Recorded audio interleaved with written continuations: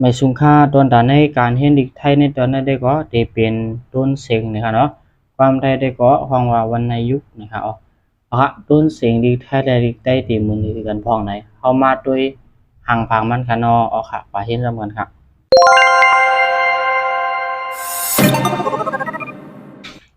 ต้นเสียงนะครับเนาะเอาค่ะไม้เอก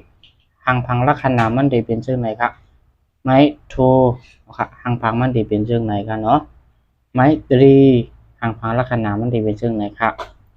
ไม้จัตวาเอาค่ะห่างพังมันตีมือหนึ่งไม้รอไว้ค่ะเนาะไม้เอกไม้โทไม้ตรี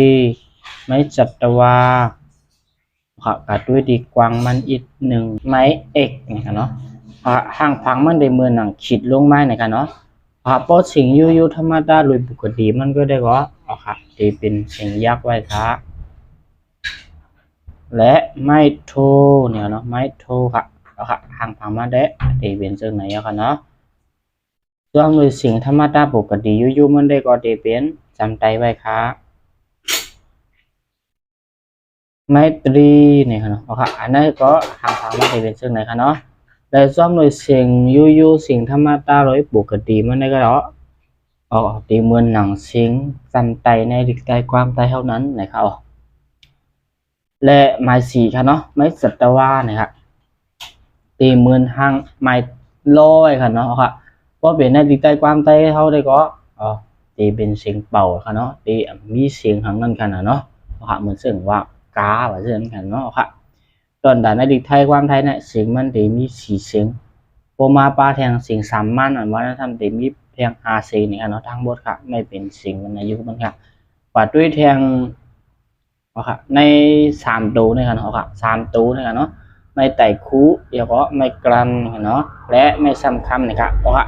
มาด้วยเบิ่งแตกมันเตียนเขายามใจเตียนเขาเด็กใจเสื่อกันเนาะตอนดำไม่ไต่คู่นี่ได้ก็ดิเขาเด็กใจเหมือนซึ่งว่าเขาเด็กเตรียมมาก่ออ่ะมันก็เปลี่ยนมาซึ่งไหนในกันเนาะมันได้เป็นสิ่งวัดซึ่งเขาเนาะก็เป็นซึ่งกันเนาะใจมือเป็นสิ่งวัดในกันนะและไม่กลั้นนะครับเนาะไม่กลั้นได้ก็ตีมือหนังเพราะว่ามันกับมีเนื้อดูเมลิกมันถ้าอย่างชนะมันเนี่ยดูเมลิกอันนั้นนำออกเสียงค่ะเนาะและเมื่อเช่นหนังวันศุกร์นะครับเนาะนะครับ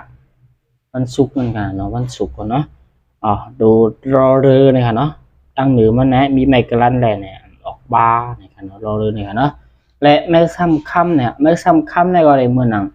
ให้สิ่งมันส่วนให้เป็น2กำนั่นค่ะเนาะเหมือนหนังค่ะแน่เนาะ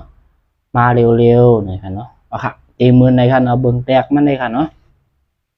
ค่ะดอนดาเสียง3เส้นในก่อนรีหูไว้อันนึงค่ะเนาะไม้ไต่คูไม้กรันไม้ซ้ำคำค่ะเนาะค่ะพังมันได้เป็นเหมือนไหนเอาค่ะและจีเขาได้ก็อันในได้เป็นไม้ไต่คูอันนั้นซ้ำได้เป็นไม้กรันและไม้ซ้ำคำนะครับอันใดสอนมาเห็นมาก็มี3คลิปเนาะคลิปในเป็นคลิปที่3เนี่ยครับคลิปใหม่นึงก็ได้เป็นพยัญชนะตัวเมลิกมันกันเนาะอันนั้นก็ปนมาแล้วครับได้สังว่าปอะไรก็เห็นบ่นั่นสิบอกก็เห็นกันขึ้นไรค่ะเนาะและคลิปใหม่2 EP 2นั้นได้ก็เป็นสระเมกับเงานั่นกันเนาะสวาลิกไทยกันเนาะนะครับนั่นก็เอาลงไว้ปัญญาในบอกก็เห็นกันขึ้นไรค่ะเนาะตอนในคลิปนี้ได้ก็จะเป็นคลิปที่3ค่ะอันให้ทำดีเป็นต้นเสียงความไทยได้ห้องวะวันในยุคนะครับเนาะหนังฮือเตรียมดูทำคลิปวิดีโออันที่มาดังนั้นก็อย่าลืมติดตามกดไลค์กดแชร์ปันพองค่ะเนาะค่ะไม่สูงค่ะ